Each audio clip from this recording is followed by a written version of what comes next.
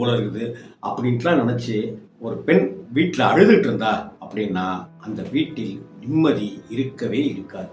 அதே போல் ஒரு made for each other அப்படின்னு சொல்லுவாங்க இல்லையா, உங்கள் அப்பா அம்மாவும் எங்கள் அப்பா அம்மாவும் அப்படித்தான் வளர்ந்து வாழ்ந்து நமக்கு பாடமாக இருந்திருக்காங்க.